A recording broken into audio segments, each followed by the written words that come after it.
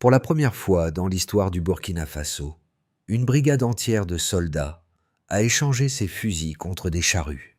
8000 hommes, formés pour défendre leur pays, se sont désormais lancés dans une mission totalement différente: cultiver la terre. Cette démarche, inattendue pour certains observateurs internationaux, marque un tournant majeur. Mais pour Ibrahim Traoré, il ne s'agit pas d'une simple réorientation. C'est une action révolutionnaire, un acte de souveraineté qui pourrait transformer l'avenir du Burkina Faso et de l'Afrique. Ce pays en crise redéfinit la notion de sécurité, non par des armes, mais par des graines. Ibrahim Traoré, président du Burkina Faso, a pris une décision radicale. Plutôt que de compter sur l'aide étrangère pour nourrir sa population, il a ordonné la réaffectation de 8000 soldats à l'agriculture. Cette mesure audacieuse a bouleversé les attentes des alliés et des rivaux, qui ne s'attendaient pas à un tel décret en période de crise. Traoré a compris qu'il ne pouvait plus dépendre des importations alimentaires et des convois humanitaires. Il a choisi de transformer son armée en une force de production agricole. En une semaine, des tracteurs ont remplacé les tanks, et l'agriculture est devenue une question de sécurité nationale. Ce changement, qui pourrait paraître déconcertant pour certains, est en réalité une stratégie de résilience. Pour Traoré, la vraie guerre ne se joue pas dans les champs de bataille classiques, mais dans les champs de culture. Cette transformation représente un pari risqué, mais aussi un espoir pour un pays qui veut briser le cycle de la dépendance. En plaçant l'agriculture au cœur de sa défense, Traoré place la souveraineté alimentaire au sommet de ses priorités. En quelques semaines, l'armée du Burkina Faso a vu sa mission complètement réorientée. Les soldats qui gardaient les frontières du pays se sont retrouvés sur des terres agricoles, armés de pelles et de tracteurs, au lieu de leurs fusils. Cette transition a débuté avec l'opération Récolte, un programme lancé par Ibrahim Traoré pour sécuriser les récoltes du pays face à la crise alimentaire croissante. Ce geste a surpris à la fois ses alliés et ses rivaux. Pour beaucoup, c'était une mesure de panique. Pourtant, Traoré a vu plus loin. Il comprenait que la véritable guerre ne se livrerait pas seulement pour l'or ou le pétrole, mais pour la nourriture. Le Burkina Faso, un pays miné par la sécheresse et l'instabilité, ne pouvait plus se permettre de compter sur des aides extérieures qui venaient souvent trop tard et dans des quantités insuffisantes. La réponse à cette crise alimentaire a pris la forme d'une mobilisation sans précédent. L'armée, sous la direction de Traoré, a commencé à cultiver des terres abandonnées, à irriguer des zones arides et à mettre en place une logistique qui allait bien au-delà des missions militaires habituelles. En quelques mois, l'opération Récolte a permis de défricher plus de 15 000 hectares de terre, garantissant de quoi nourrir un demi-million de personnes pendant un an. Les anciens soldats affectés aux patrouilles antiterroristes se sont maintenant retrouvés à superviser la production agricole, apportant une toute nouvelle dimension à la défense nationale. Les conséquences de cette transformation sont vastes. Non seulement la production alimentaire a augmenté, mais les relations entre l'armée et la population se sont profondément modifiées. En effectuant ce travail de terrain, les soldats sont devenus des figures de solidarité, plutôt que d'autorité. Les villages ont vu des soldats travailler aux côtés des agriculteurs locaux, bâtissant une nouvelle forme de confiance.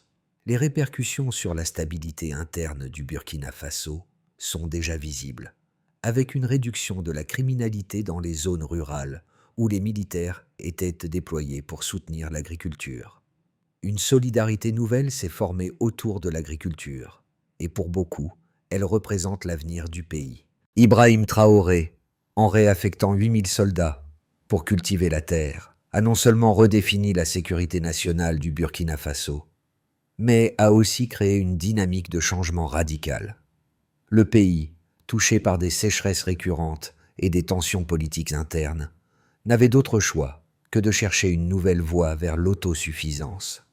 Traoré, un leader pragmatique, a compris que la dépendance à l'aide extérieure était un fardeau insoutenable pour la souveraineté de la nation.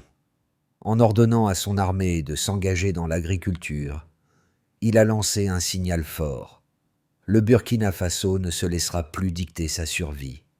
L'opération Récolte, bien qu'initialement perçue par certains comme un acte de désespoir, s'est rapidement transformée en un symbole de résilience. Les soldats, autrefois engagés dans des missions de sécurité, sont devenus des acteurs essentiels d'une campagne visant à nourrir la nation.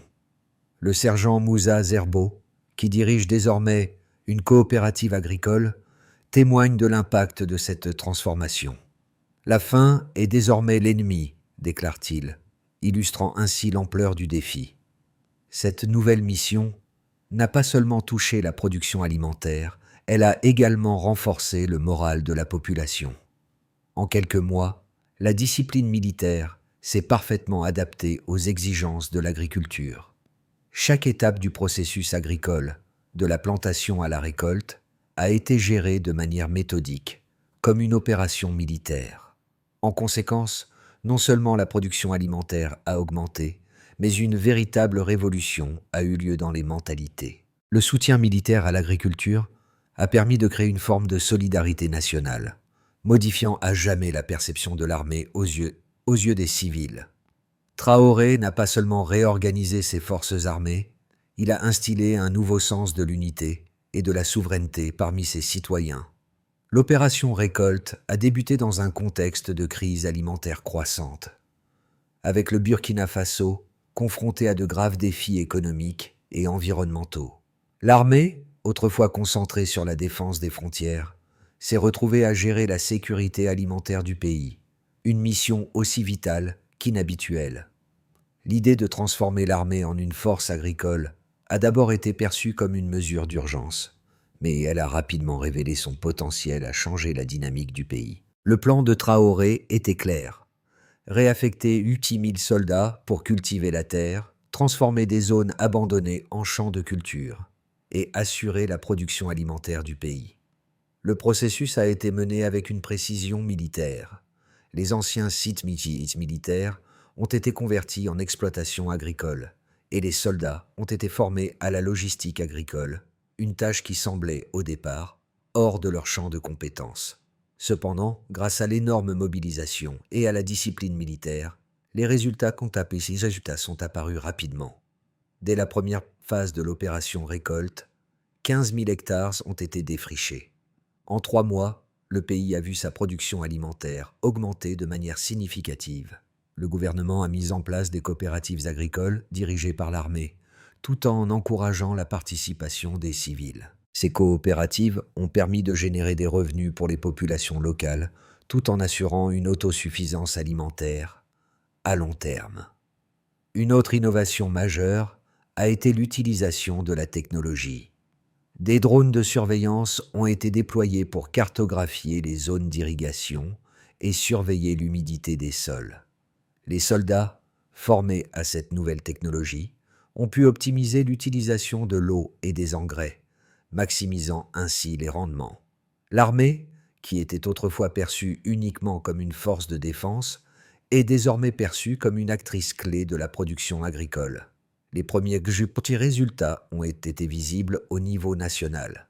La production de céréales a augmenté de 23% en 3 mois, et la dépendance à l'égard des importations alimentaires a considérablement diminué. L'inflation des prix alimentaires a également chuté, et les marchés locaux ont commencé à se stabiliser. Cependant, les effets de cette initiative ne se sont pas limités à l'agriculture. Ils ont également eu des répercussions sur la stabilité sociale et politique du pays. Dans les régions rurales, où l'insécurité et le banditisme étaient courants, la présence militaire dans les exploitations agricoles a permis de réduire les actes criminels. Les soldats, en cultivant la terre aux côtés des agriculteurs, ont gagné le respect et la confiance des communautés locales. Cette relation nouvelle entre l'armée et les civils a renforcé la stabilité interne du Burkina Faso. L'opération Récolte est ainsi devenue plus qu'un simple projet agricole. Elle a offert au peuple burkinabé une nouvelle vision de la sécurité, fondée sur l'autosuffisance plutôt que sur la dépendance à l'aide extérieure. Le succès de l'opération Récolte a attiré l'attention des pays voisins et des analystes internationaux.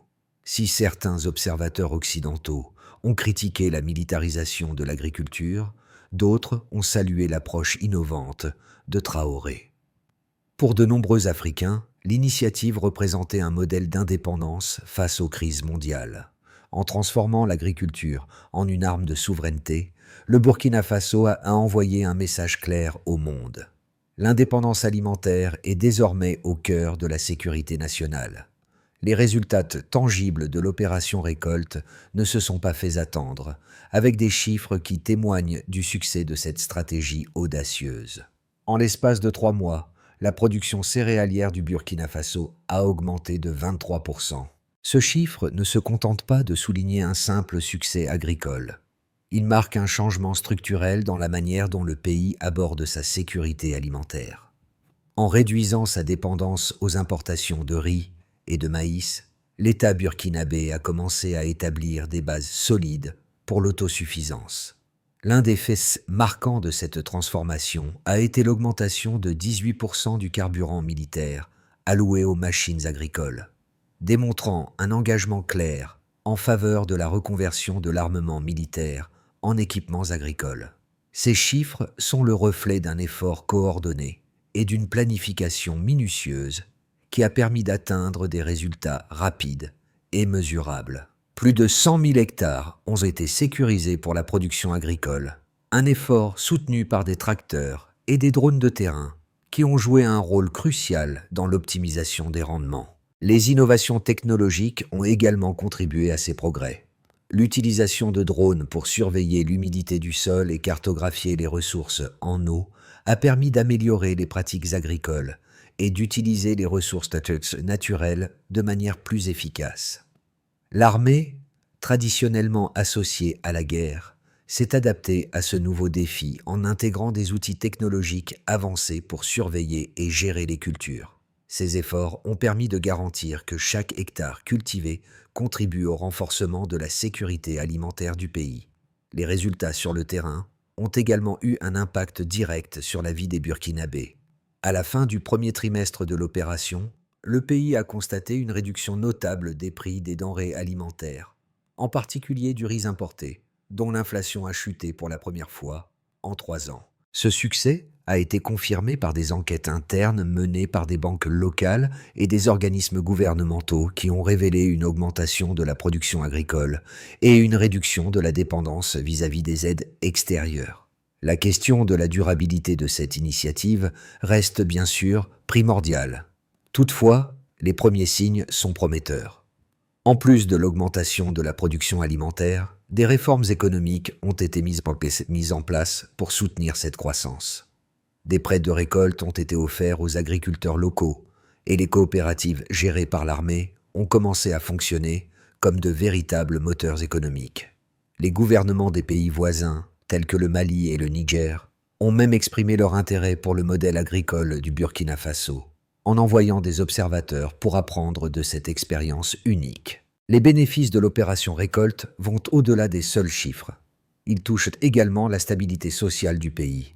Alors que le Burkina Faso était, avant cette initiative, un terrain fertile pour l'insurrection et l'instabilité, l'opération récolte a permis de renforcer la cohésion nationale. Les villages qui étaient autrefois ravagés par la pauvreté et la faim ont désormais des raisons d'espérer. Le Burkina Faso ne dépend plus uniquement des organisations internationales pour sa survie.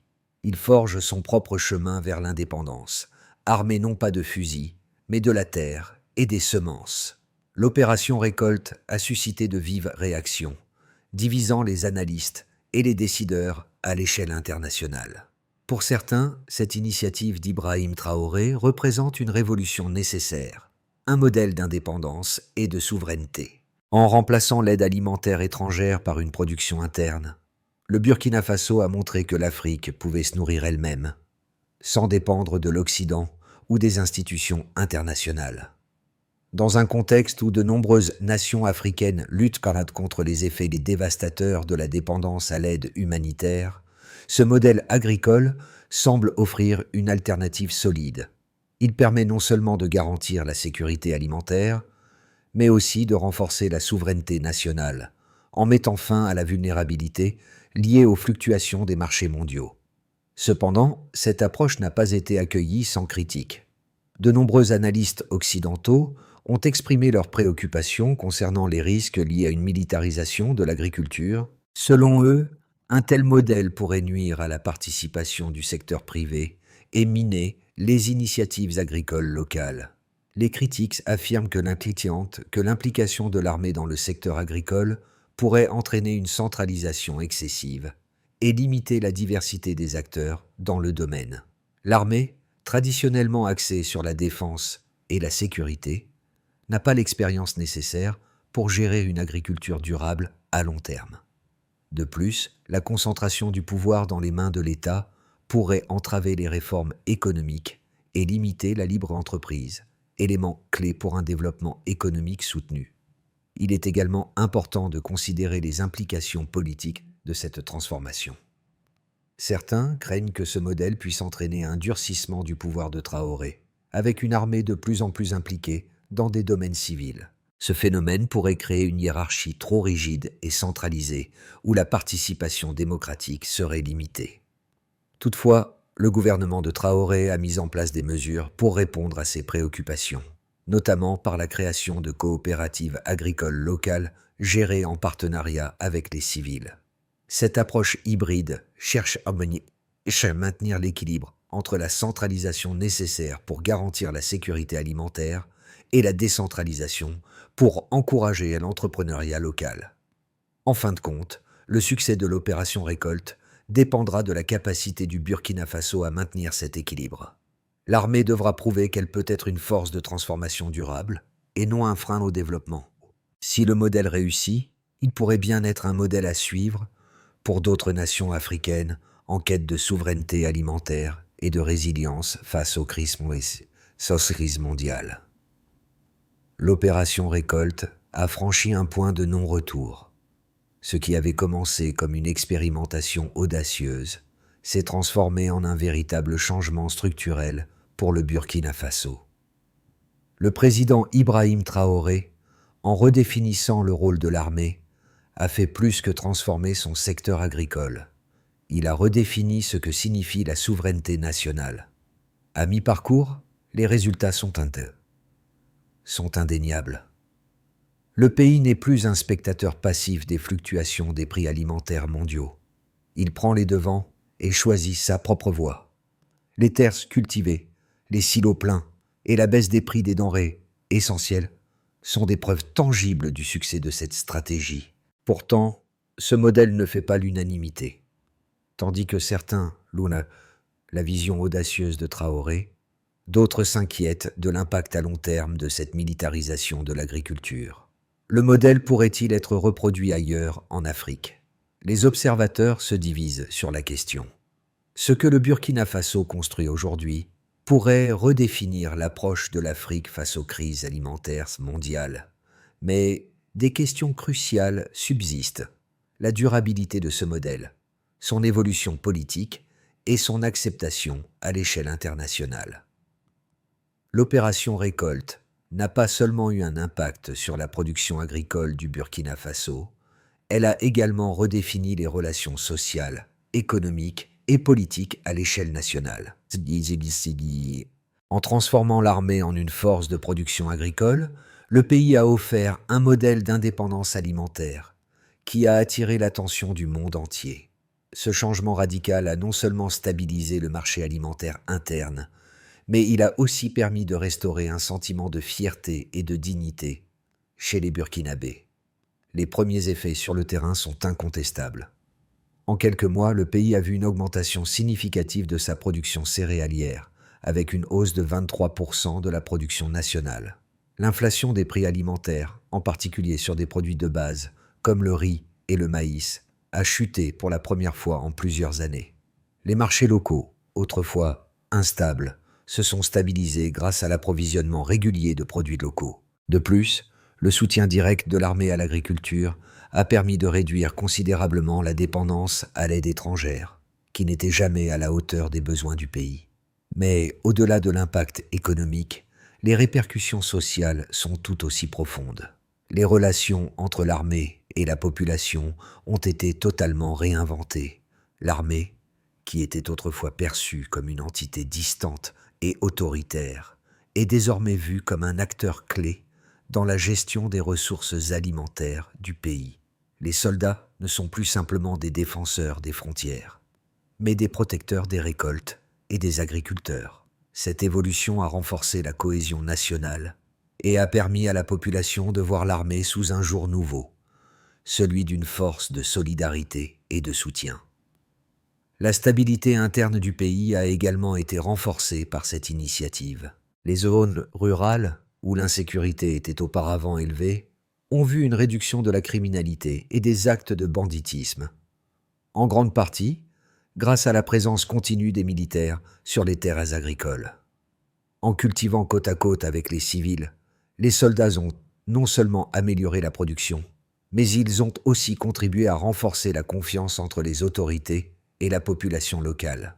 À l'échelle régionale, le modèle burkinabé a suscité un grand intérêt.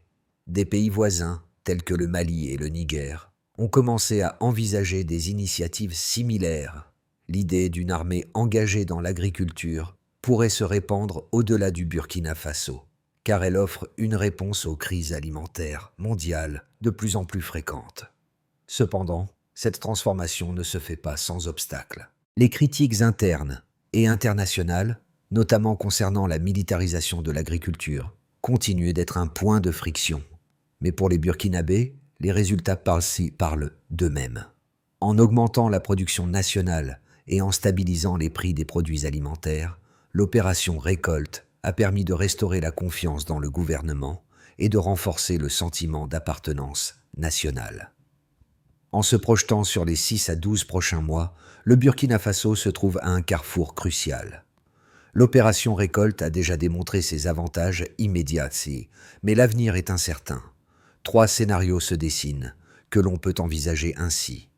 D'abord, le scénario de base imagine que le modèle actuel continue à produire des résultats positifs. Le pays maintient sa trajectoire de croissance alimentaire, avec une augmentation modérée de la production céréalière et une stabilisation des prix des produits alimentaires. La production reste suffisante pour nourrir la population, mais les problèmes d'approvisionnement peuvent persister dans certaines régions éloignées. Le soutien de l'armée aux coopératives agricoles continue de renforcer la cohésion nationale. Bien que les tensions politiques internes liées à la militarisation de l'agriculture demeurent un point sensible. Dans ce scénario, la coopération internationale reste essentielle, bien que l'indépendance alimentaire continue de croître. Ensuite, le scénario optimiste voit le Burkina Faso devenir un leader en matière de souveraineté alimentaire en Afrique. L'opération Récolte connaît une expansion rapide, avec l'ajout de nouvelles technologies agricoles et une gestion de l'eau plus efficace grâce aux drones. La production agricole continue d'augmenter de manière exponentielle, réduisant la dépendance à l'aide internationale. La situation économique se stabilise et le pays commence à exporter des denrées alimentaires vers les pays voisins.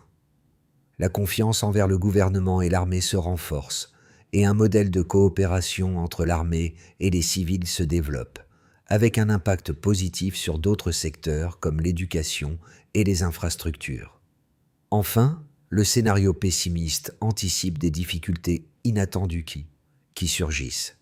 Le changement climatique, les sécheresses imprévues ou des troubles internes compromettent la production agricole. Les coûts des tensions sociales et politiques liées à la militarisation de l'agriculture augmentent et le modèle de coopération civilo-militaire commence à se détériorer. Si l'armée n'arrive pas à maintenir l'équilibre entre la production alimentaire et la gestion de la sécurité nationale, le pays pourrait être confronté à une crise interne. La dépendance à l'aide alimentaire extérieure pourrait augmenter à mesure que la production locale faiblit. En outre, l'isolement diplomatique pourrait se renforcer si le modèle burkinabé suscite de vives réactions internationales. Dans tous les cas, le gouvernement de Traoré devra naviguer avec prudence pour maintenir l'équilibre entre l'autosuffisance alimentaire, la stabilité interne et les relations internationales. Le pays est un tournant Et l'avenir de l'opération Récolte dépendra de la capacité du gouvernement à surmonter ces défis, tout en maintenant la confiance de la population. L'opération Récolte n'est pas seulement une révolution pour le Burkina Faso, mais un appel à l'action pour l'ensemble de l'Afrique. En réorientant son armée vers l'agriculture, Ibrahim Traoré a offert un modèle de souveraineté alimentaire qui pourrait inspirer d'autres pays du continent. Cette initiative montre qu'il est possible de briser le cycle de la dépendance à l'aide étrangère et de bâtir un avenir plus autonome et plus résilient. L'opération Récolte n'est pas seulement une question de nourriture. Elle incarne l'espoir d'un avenir où l'Afrique pourra prendre son destin en main.